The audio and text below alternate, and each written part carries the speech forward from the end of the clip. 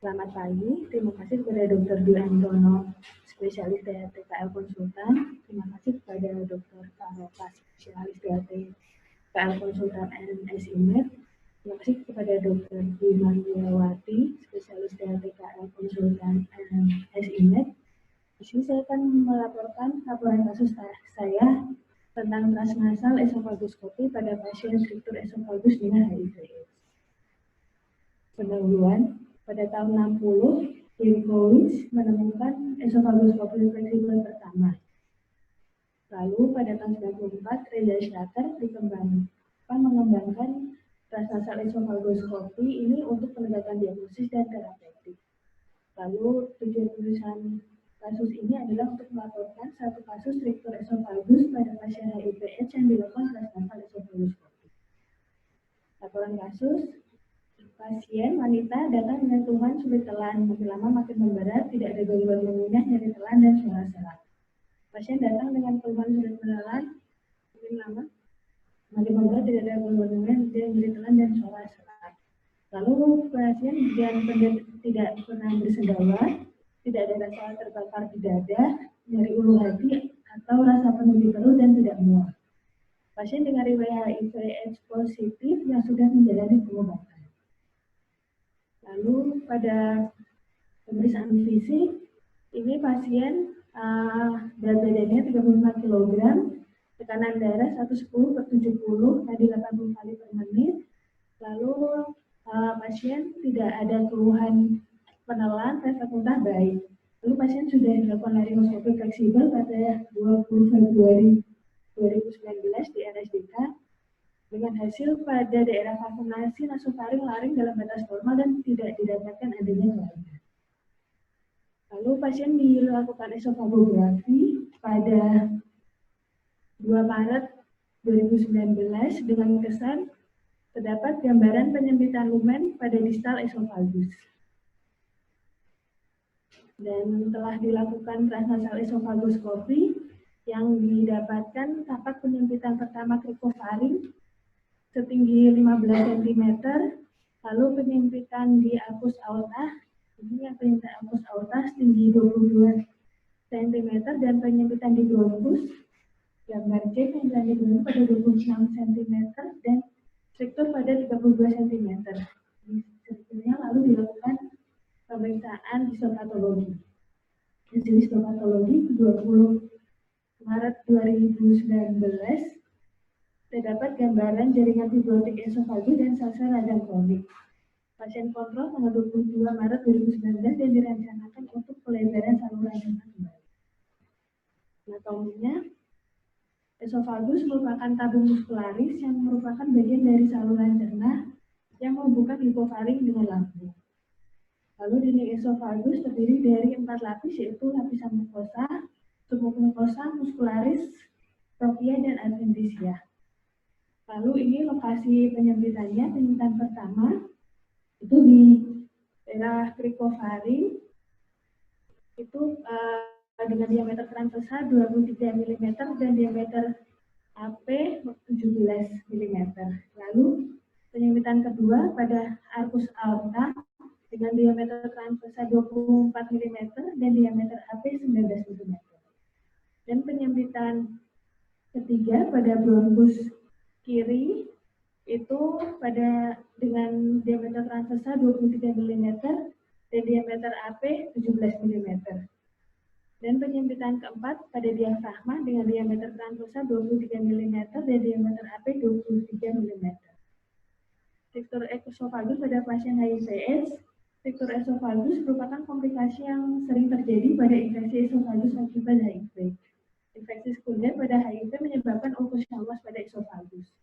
Bugem dan Korsel menjelaskan bahwa struktur esofagus pada pasien HIV sering terjadi pada gastroesophageal junction. Di sini, pada gastroesophageal junction sering terjadi struktur esofagus.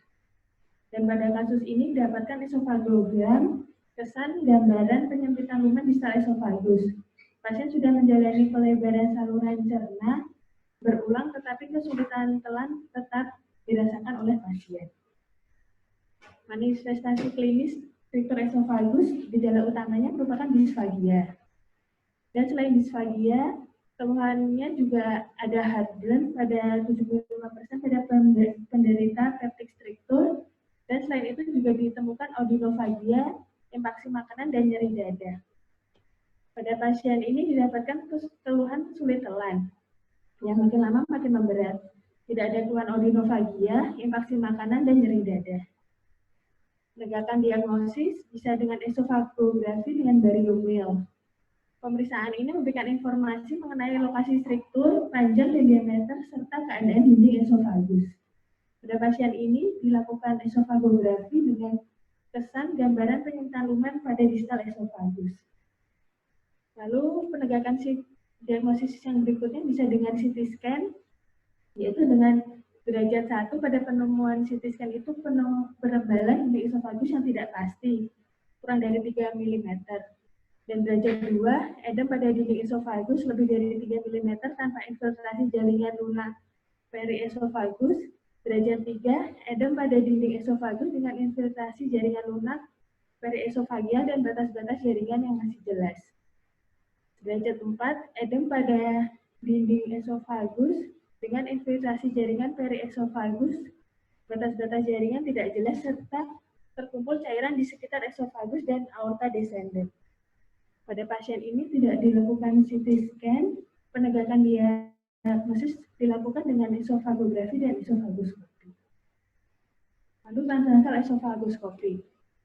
Keuntungan transnasal esofagoskopi adalah pasien lebih nyaman dengan transnasal esofagoskopi, lalu meningkatkan efisiensi praktek, menurunkan angka komplikasi dan waktu pemulihan setelah prosedur tindakan. Lebih efisien dan total biaya lebih murah. Kekurangan dari transnasal esofagoskopi yaitu waktu prosedur yang lebih lama, tidak bisa dilakukan pada pasien dengan kelainan hidung, working channel yang sempit, dan bisa menimbulkan komplikasi nasal dan efek vagal.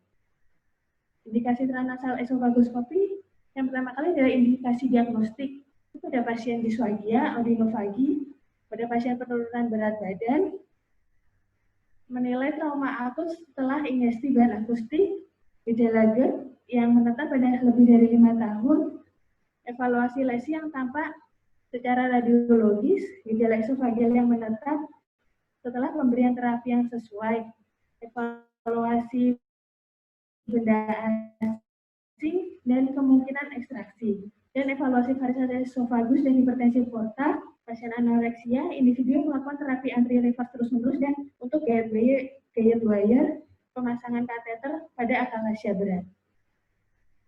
Dan pada pasien ini terdapat indikasi keluhan disfagia, penurunan berat badan 15 kg, gejala esofageal yang menetap setelah terapi yang sesuai, dan dilakukan pemasangan NGT atau feeding tube. Indikasi relatif dari esofagoskopi transnasal yaitu disfagia cervical, globus, batuk kronis, odinofagi, reflux laryngofaring, dan keganasan kepala leher. Kontraindikasi dari esofagoskopi transnasal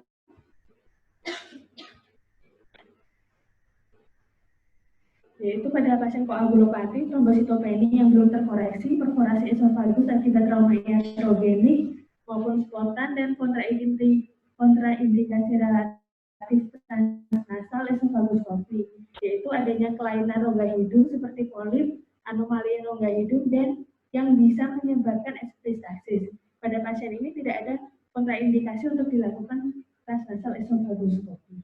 Komplikasi yang paling ditakuti dari esofagoskopi, terutama esofagoskopi rigid, adalah perforasi esofagus. Cuma hanya belum ada kasus perforasi esofagus yang dilaporkan pada prosedur transnasal esofagoskopi. Komplikasi minor dari transnasal esofagoskopi biasanya meliputi komplikasi minor, yaitu epistaxis, refleks nasofagal, dan rasa tidak nyaman di hidung. Kesimpulan, pada kasus ini dilaporkan seorang wanita usia 35 tahun dengan struktur esofagus dan HIVS terkontrol. Pasien mengeluh sulit menelan, makanan dan minuman, dan dapat penurunan berat badan. Pasien ini dilakukan transnasal esofagoskopi. Transnasal esofagoskopi merupakan suatu cara diagnostik baru. yang bisa dilakukan di klinik rawat jalan. Teknik ini lebih praktis, lebih efisien, pasien lebih nyaman, dan mengurangi resiko pasca operasi pada esofagoskopi rigid. Terima kasih.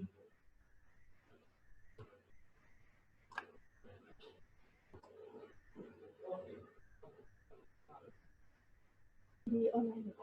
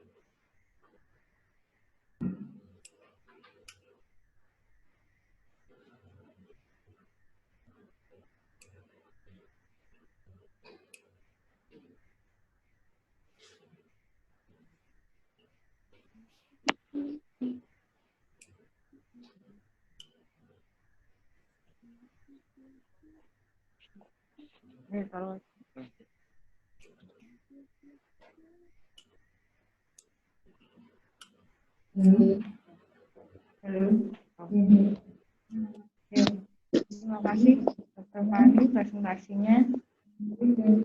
Kemudian dilanjutkan diskusi mengenai materi. Silakan Dr. Ahmad.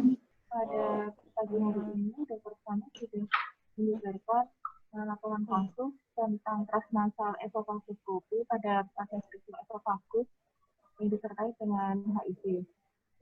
Presentasinya sangat lengkap.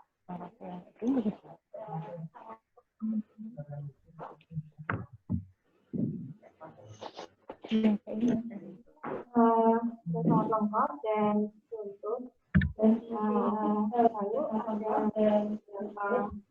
pertanyaan mungkin ini sudah dikonfirmasi saja. Ada pasien ini kan dia dengan HIV/AIDS, jadi sudah disebutkan bahwa beberapa hari itu kita disebut saya mengalami struktur esofagus. Nah, apakah ada faktor risiko lain yang menyebabkan terjadinya struktur esofagus ini sehingga HIV/AIDS-nya memberatkan? Karena tadi dikatakan ada infeksi sekunder yang lain. Lalu yang kedua, mengapa pada pasien ini dipilih transnasal esofagoskopi dibandingkan esofagoskopi rigid, dan bagaimana dengan proses dilatasi dari strukturnya itu sendiri?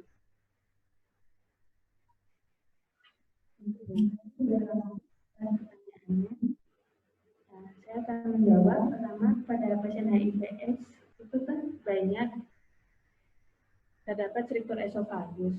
Yang pertama kali karena pada pasien HIV/AIDS itu kan imunitasnya juga menurun, sehingga pada infeksi Helicobacter pylori itu jadi pasien ini jadi mudah terinfeksi karena tadi imunitasnya kan menurunnya secara sistemik. Nah, itu karena ada infeksi yang berulang dari Helicobacter pylori yang naik ke esofagus, yang dari lambung, maka itu bisa memperberat dari esofagus, struktur esofagusnya. Lalu, kenapa pada pasien ini dilakukan transnasal esofagoskopik. Kenapa tidak dipilih esofagoskopi rigid? Itu karena tadi dari hasil esofagografinya, pasien ini kan terdapat penyempitan pada distal dan juga maksudnya pasien ini juga sudah dilakukan dilatasi berulang-ulang, tetapi kembali ada jaringan fibrotik lagi.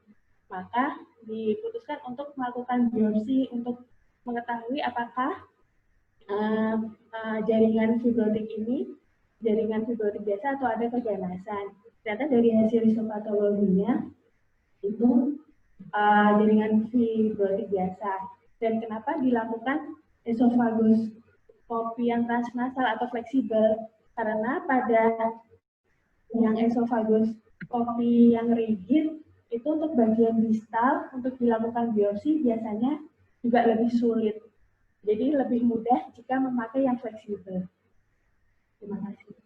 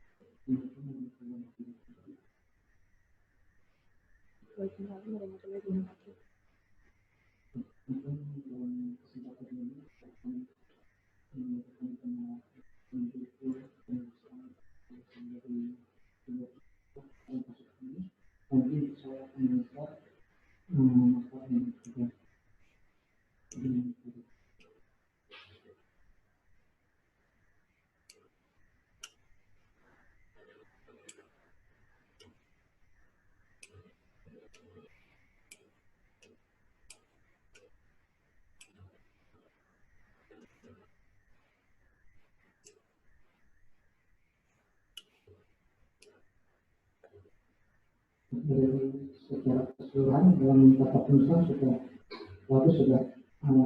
sesuai dengan tata penulisan pelaku. Cuma ada beberapa koreksi atau beberapa tulisan atau kata yang masih salah tercetak atau terketik. Seperti di halaman nomor 3 seharusnya di seperti ini menggunakan kata serapan seharusnya bisa miring. Kemudian di halaman selanjutnya seperti kata serapan fleksibel, kalau memang harus fleksibel di atau diganti dengan tulisan fleksibel yang lebih Indonesia. Kemudian selanjutnya ada aksen juga harus miring. Kemudian ada pada halaman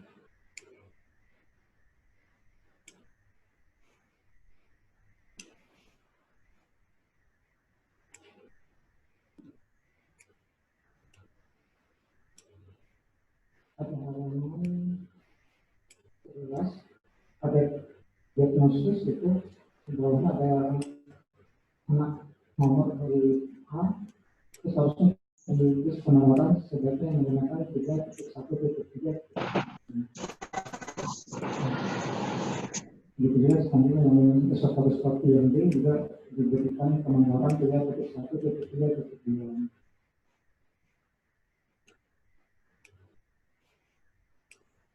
Ada satu terakhir, ada keterangan dari gambar.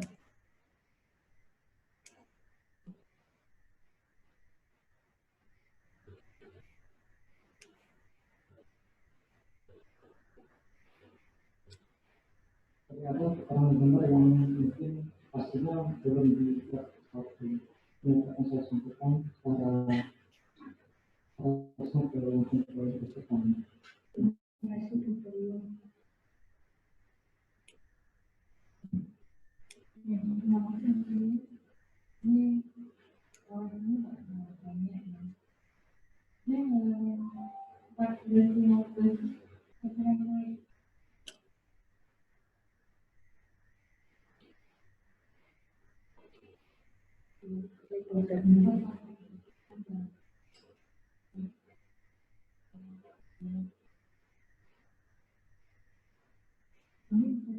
Baik, dokter.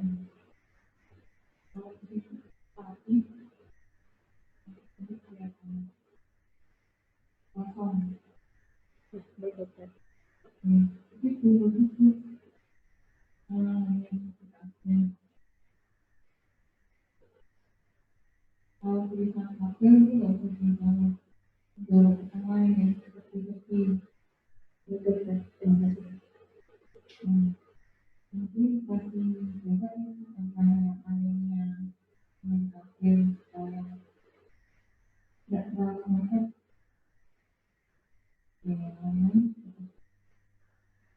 Kemudian selanjutnya kalau tulis apa silakan berpengalaman.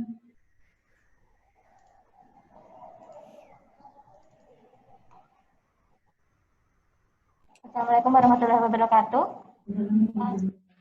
Terima kasih atas kesempatannya, dokter. Pertama, dari daftar pustaka ini sudah memakai kaidah Vancouver, namun ada beberapa hal seperti nomor 3 seharusnya untuk judul hanya awalannya yang memakai huruf kapital, selanjutnya memakai huruf kecil. Kemudian seperti nomor 6 itu et al ini penggunaannya pertama menyebutkan 6 nama terlebih dahulu, baru kemudian jika ada nama ketujuh ditulis et al. Kemudian untuk selebihnya kebanyakan daftar pustakanya agak terlalu lama untuk tahunnya, dokter.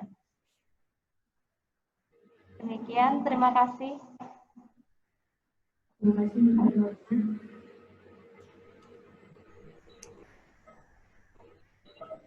Ini kebanyakan seperti Iya, pendidikan semua. Yang nomor 7 ini apa ini? Kok harus download no itu? Kan ya?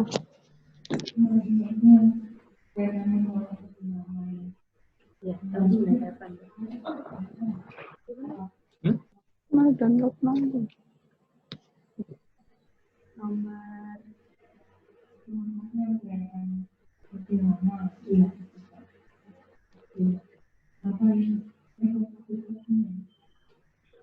Tentang ini dok, struktur pada HIV dok dan esophagus. Kurang di situ. Iya. Ada yang HPV yang di situ ya. Iya dokter. Ya. Dan ikuti koleksinya. Kemudian kalau dari penolakan beberapa ada yang di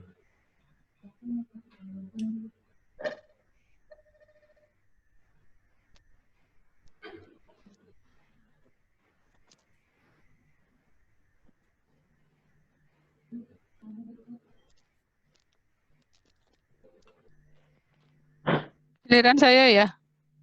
Iya dokter. Oh iya. Ya, Bu, ini bagus juga laporan kasusnya karena jarang ya yang HIV mau mengeksplor tindakan itu jarang, masih banyak stigma-stigma yang kurang pede untuk melakukan tindakan. Dengar ya? Iya dokter. Tindakan operasi. Nah, ini sepertinya dalam judulnya kan dengan HIV/AIDS. Tapi saya baca-baca, saya ulang-ulang ternyata tidak ada menyinggung masalah HIV/AIDS-nya. Ya, termasuk tadi yang ada yang menanyakan kenapa terjadi struktur. Itu kan harusnya nanti di tinjauan pustakanya atau daftar tiliknya untuk literaturnya harusnya ada sekilas mengenai HIV/AIDS. Enggak nulis ya? Enggak menyinggung HIV/AIDS-nya ya? Izin dokter menyinggung dok pada halaman 10 dokter. 10. Struktur esofagus pada pasien HIV dokter. Ntar tak lihat dulu halaman 10 ya.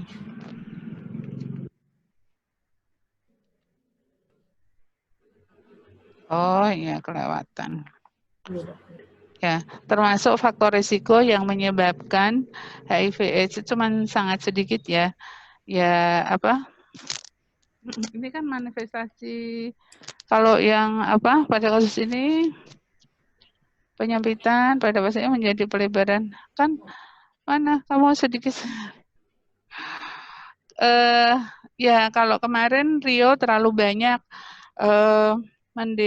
memberikan konten tentang COVID-19-nya. Kalau ini HIV-nya terlalu simpel, jadi saya kira perlu ditambahkan lagi termasuk gejalanya apa, kemudian dia dapat dari mana, sudah berapa lama terkena HIV misalnya ya.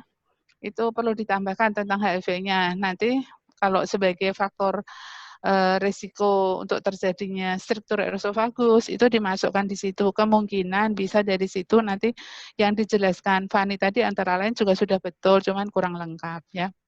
Jadi minta ditambahkan tentang HIV/AIDS-nya kalau menurut saya. Nanti bisa dikonsulkan dengan ya wajib ditambahkan itu karena kan judulnya menyantumkan HIV/AIDS. Kemudian pasien ini sudah setahun yang lalu ya Fani mengikuti ya. Iya, dokter. Apa ini hanya kamu ambil deskriptif dari CM? Sudah setahun yang lalu, dokter. Cuman kan ini Halo? Sudah setahun yang lalu, dokter.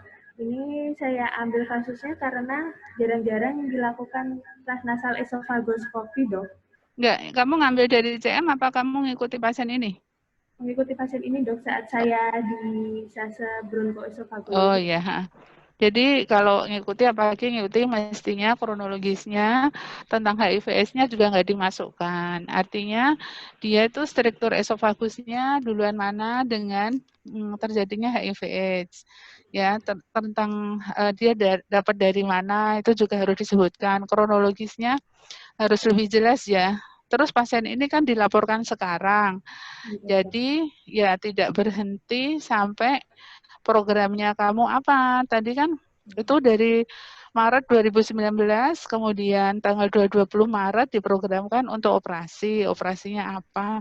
Apakah sudah dioperasi apa belum? Kayaknya berhenti di situ ya. Harusnya kan itu masuk di laporan kasus. Oh iya, dokter. Udah ada informasinya? Sudah, dokter.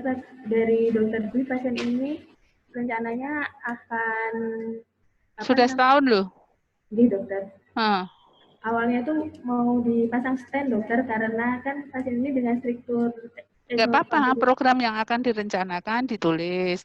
Meskipun kalau biasanya pasien-pasien ini juga masuk dari Garuda, artinya masuk di Garuda itu juga bisa informasi dari DPJP itu maksudnya minta konsultasi informasinya apa bisa dimasukkan. Kontrol selama ini kontrol berapa kali di Garuda, kondisi terakhir kontrol seperti apa. Jangan-jangan pasiennya sudah nggak ada nih, Bapak? Masih hidup nggak? Insya Allah masih hidup, dokter. Insya Allah. Kamu insya Allah tuh berarti belum kontak langsung. Terus kemudian kalau dari kronologisnya memang HIV-nya belum dimasukkan ya. Terus beberapa yang kamu bilang pengobatan, misalnya ya HIV/AIDS positif menjalani pengobatan. Itu mestinya kan pengobatan sejak kapan? Terus minum obat teratur apa enggak, obatnya yang diminum apa, itu harusnya ditulis. Ini pasien ini HIV/AIDS-nya setelah disfagi atau sebelum disfagi? HIV/AIDS-nya sebelum disfagi, dokter. Nah, jadi keluhannya waktu HIV/AIDS positif konsul dengan disfagi. Iya, dokter. Terpasang NGT. Iya. Ya, berarti kan kita membuat lapsus itu saya kira perlu komplit ya. Artinya kita biar ngerti HIV/AIDS-nya tuh dia dari mana, berkeluarga apa tidak, cara pengelolaan di internal seperti apa, sudah mengikuti protokol regimen pengobatannya diminum apa tidak, itu juga sekilas harus diringkas saja bisa. Nanti di diagnosisnya, terapinya juga disebutkan di situ. Jadi kita biar familiar dengan pasien-pasien HIV, karena kita sering dikonsulkan HIV. Kalau nggak ditulis nanti kita tidak terbiasa, tidak hafal dengan regimen yang diberikan, itu satu. Kemudian ini profil pasien ini tanggal berapa ya diperolehnya? Waktu Dulu. Iya. Waktu Fani periksa. Nah, kalau pasien profil seperti itu, coba masukkan pasien profilnya. Profil pasien coba ditayangkan.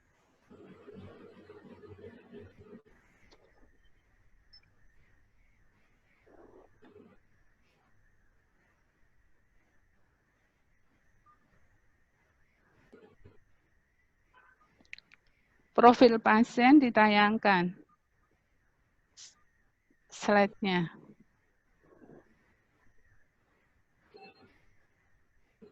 Profil pasiennya aja ditengahkan, bisa nggak? Oh, iya, bisa dokter. Nah, itu udah kelihatan ya, meskipun ada di pojok sedikit. Nah, pasien seperti ini ditulis gizi cukup. Nah, kalau menurut saya sih tidak cukup ya, seperti itu. Jadi, oh, ini dasarnya apa? Kamu nulis gizi cukup. Apakah tidak kamu hitung BMI-nya? Kalau memang BMI-nya berapa? Berat badannya itu 30. Kalau hanya sekilas kamu lihat pasiennya, ya, saya kira saya nggak yakin kalau ini gizinya cukup. Rata-rata pasien HIV gizinya adalah underweight. Ini BMI-nya ditulis di bawah sih perhitungan BMI sebenarnya 15,6 underweight. Tapi kamu tulis di atas kooperatif gizi cukup berarti kan tidak konsisten, ya kan? Harusnya gizi kurang. Underweight kan kurang, ya enggak? Iya, dokter. Ya, seperti itu. Soalnya gambarnya ada. Itu untuk perbaikannya. Kemudian ini udah setahun, ya tambahannya tadi dengan HIV/AIDS. Kemudian programnya sudah, nanti terapi-terapi yang diberikan apa itu kita. Jadi artinya kita juga bisa berani menulis seperti ini, sekalian menginformasikan untuk teman-teman yang bila menemui pasien-pasien dengan HIV/AIDS, kalau memang perlu operasi, ya harusnya dilakukan operasi, termasuk APD yang digunakan saat melakukan HIV TNE. Melakukan TNE-nya itu juga prosedurnya seperti apa, itu dimasukkan di situ, ya, di ininya ditambahkan. Jadi untuk informasi pada teman-teman residen dan DPJP-nya, sehingga tidak menolak untuk dilakukan tindakan operasi. Kemudian transnasal TNE ini saya nggak setuju kalau ditulis suatu cara diagnostis baru. Kalau baru nggak setuju. Baru tuh berapa lama? New normal. New normal ini baru berapa bulan. Nanti habis itu new-nya hilang, ganti normal ya.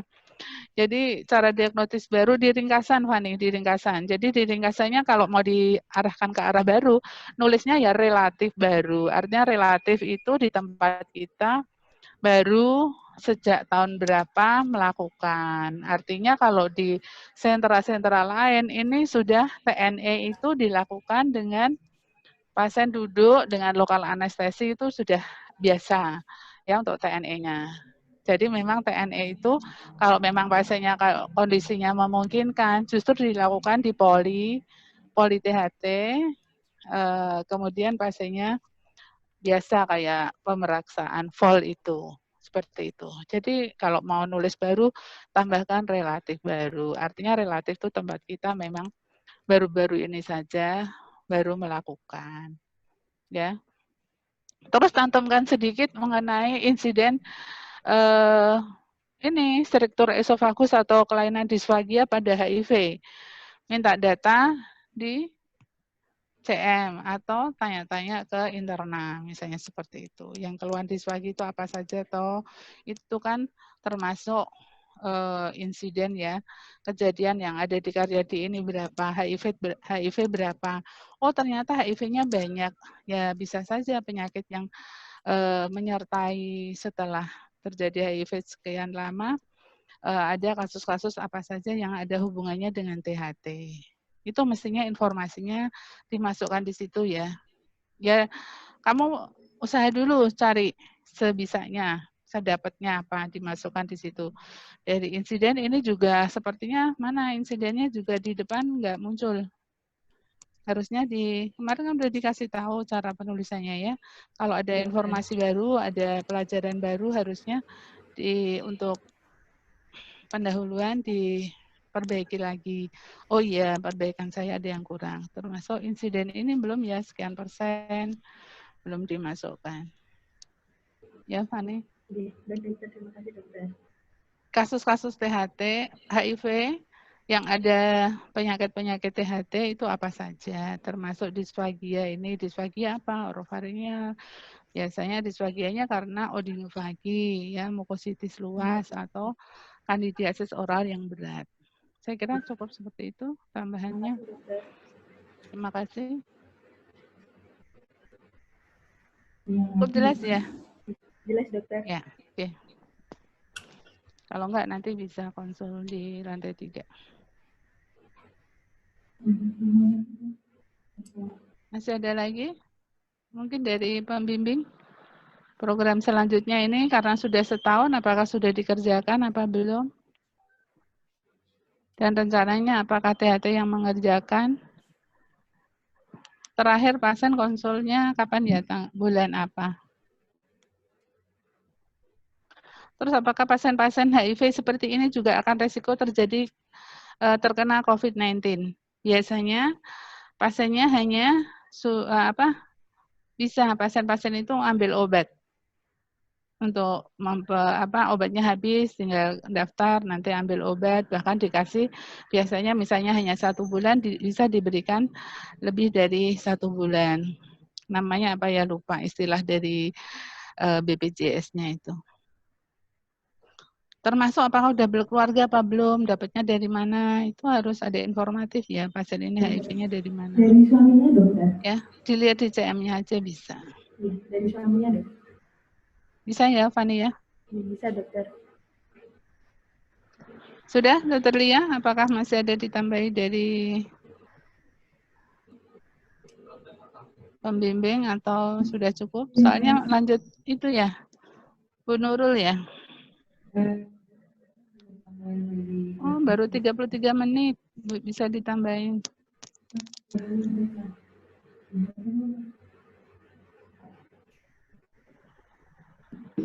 Ya, terima kasih. Ya, ini memang kasus sudah lama ya, dan sudah juga dipresentasikan oleh Dr. Tri kalau nggak salah waktu itu. Jadi memang ini terakhir kita evaluasi ya bulan itu ya, bulan apa ini? Maret ya, bulan Maret. Setelah itu memang pasien kontrol karena waktu itu kita kesulitan, ini rencananya kan mau kita coba masang stent esophagus, tapi karena harus pesan, nah terus nggak tahu ini kelanjutannya, terus COVID, pasien harusnya kontrol awal tahun. Kalau lihat jadwal sih tiap 3 bulan sekali dia kontrol, dan biasanya sih patuh ya. Nah itu ini udah lama sekali sampai sekarang tidak kontrol, dan NGT-nya biasanya ya mau nggak mau dia kalau NGT-nya lepas nih datang. Ini belum datang. Jadi memang ini penyempitan di 32 cm ya dari sisi pes ini, dan cukup panjang, berarti ada sekitar 6-8 cm sampai di sphincter esophagus bawah. Jadi kalau mau, ini dilema waktu itu pernah saya konsulkan juga ke digestif, kalau dipotong juga dilema, apalagi dengan sistem imunitas. Memang sampai saat ini HIV/AIDS-nya terkontrol ya dengan mengkonsumsi ARV rutin. Terakhir CD4-nya berapa itu ya? Lupa saya. Catat nggak? Jadi terkontrol lah. Nantinya dari bagian tropik itu terkontrol. Cuma emang di sini ya, ini emang selalu jadi masalahnya kalau kita menulis judul dengan HIV/AIDS, mesti bayangan orang tuh ada kekhususan nggak nih pada pasien HIV/AIDS gitu kan, melakukan tindakannya gitu kan. Cuma ini hanya kebetulan saja struktur esofagusnya itu dia pada pasien. Jadi ini sebenarnya lebih ke arah ingin melaporkan bahwa tindakan evaluasi esofagoskopi itu sebenarnya bisa kita lakukan rawat jalan ya. Karena selama ini kita jarang sekali melakukan NE ini ya. Padahal kita punya alatnya. Jadi waktu itu dicoba Ya ini sebenarnya sudah lama sekali. Pak diharapkan mau dievaluasi, tapi karena pasien yang datang udah daripada lama. Kalau lihat dari waktunya memang sudah kadaluarsa ya untuk melaporkan suatu kasus, tapi memang karena kondisi pasien tidak datang, ya sudah tidak apa-apa. Karena juga jarang yang melaporkan, yang seperti dikatakan Dr. Far, tindakan-tindakan diagnostik. Nanti terakhir diinfokan dokter ketemu terakhir kapan, bulannya, paling tidak kita ada kontaknya dengan pasien ini. Oh ya, bulan ini masih hidup misalnya, atau tanya. Pokoknya sejak terakhir kalau nggak salah akhir tahun lalu. Kontrolnya di Merpati kok ini. Kalau mau mempersiapkan stand-nya, jadi bisa dipersiapkan istilahnya pasiennya ini mau nggak apa beli sendiri apa stand-nya. Nah, waktu itu mau beli sendiri pun kita kesulitan siapa nih providernya nih. Waktu itu coba tanya di BSD, mereka juga pernah, tapi udah lama sekali juga. Ini baru kita tanyakan waktu itu. Ada sih di katalognya, cuma belum sempat karena evaluasinya belum selesai dan kondisi pasien memang ya naik turun ini memang. Jadi prinsipnya selama HIV/AIDS-nya aman sih oke, cuma ini yang nggak bisa dipastikan ini kondisi umumnya pasien. Jadi artinya jangan sampai kita sudah sulit nih mencari barangnya, operasinya juga mungkin memasangnya juga sulit, tapi kondisi HIV/AIDS-nya tidak terkontrol. Jadi ini dilemanya ada dua ini. Walaupun terkontrol secara teoritis, tapi mudah sekali tiba-tiba diagnos, dicek CD4-nya mulai turun lagi ya. Kadang mungkin kebosanan ya mau minum ARV setiap hari ini pasien ini dikatakan oleh orang tua pasien. Jadi memang ya ini kalau saya pikir-pikir ya mungkin saya belum tahu juga. Tapi kalau secara teori memungkinkan sih dipasang, karenanya memang dengan kondisi ini apakah nanti sudah kita pasang yang susah payah, kemungkinan kondisi fisiknya yang tidak memungkinkan karena tidak stabil. Jadi pada dasarnya memungkinkan ya untuk dipasang dengan sepanjang itu bisa kita pasang model stand yang ada jaring-jaringnya itu ya, untuk itu ada di katalognya sudah saya upayakan kita mau bikin surat permintaan karena sebagai life saving ya ke rumah sakit. Tapi belum sempat saya lakukan ya karena terus pasiennya terakhir ini tidak kontrol lagi. Itu yang pertama. Terus ya jadi memang mungkin perlu juga karena ya konsekuensi menulis HIV/AIDS ya ada sedikit tulisan lah ya, struktur yang penyebab HIV-nya lebih sedikit banyak. Kemudian ya ditambahkan juga prosedur TNE. Ini kan kita bicara tindakan nih, jadi harus dimasukkan prosedurnya seperti di paling nggak seperti di modul itu, sebutkan step by step, sehingga yang mengingatkan lagi kita bahwa itu sebenarnya TNE itu ya kompetensi kita gitu, kalau kita memiliki kompeten, karena nanti di ke depan kalau dengan STRKT tambahan ya seorang SP1 pun bisa untuk pelatihan kursus ini nanti mendapatkan kompetensi untuk TNE ya, karena ini memang enak sekali untuk dispagi itu ya, kita lokal hanya nanti yang jadi masalah di BPJS-nya. Nah, apakah tindakan ini harus dilakukan di mana gitu, di poli, apakah nanti bisa diklaim gitu, itu yang jadi masalah. Itu nanti bisa dibicarakan ya masalah teknis. Yang penting tindakan ini bisa praktis, ini bisa dilakukan di rawat jalan. Kemudian ya status gizi tadi sudah ada ya di halaman betul, halaman 3. Memang dia terus sekali, tapi satu lagi ya dok, pernah harus konsul gizi, mestinya ada konsul gizi ya. Ada di halaman 3 ada ya. Sudah dikonsulkan belum? Kalau belum ya kurang. Itu ada status gizinya dengan BMI 15,6 underweight ya, jadi memang selalu kalau dia atasnya datang dibikin yang status generalisatanya dibikin cukup dok. Ya. Oh iya, mungkin cukup. Ya ini padahal dia kan underweight ya, jadi status gizinya malnutrisi. Ya.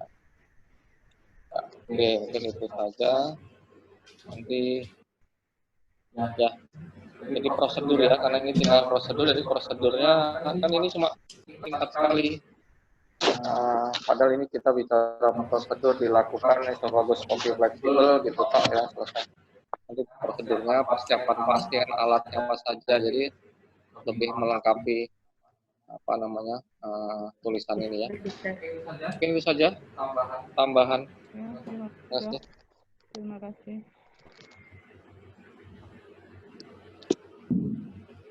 Terima kasih dokter. Jadi tambahannya yang perlu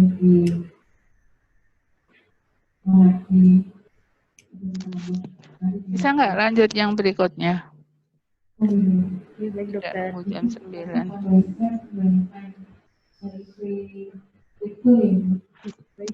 Bisa nyari di jurnal tentang KPL kasus, nah itu mungkin bisa ditambahkan tuh kalau cara prevalensi mungkin tidak terlalu banyak. Kemudian tambahannya prosedurnya tadi, KMI-nya, kemudian ditambah cara pengelolaan pasiennya. Masih kurang lengkap tentang ininya, prosedurnya. Sama strukturnya itu sama Karena infeksi sekundernya dokter. mungkin perlu ditambahkan tuh banyak. Karena ini cuma sedikit tambahannya yang lain-lainnya kan seperti struktur pasien biasa. Anatominya tidak sama. Terima kasih. Presentasinya bisa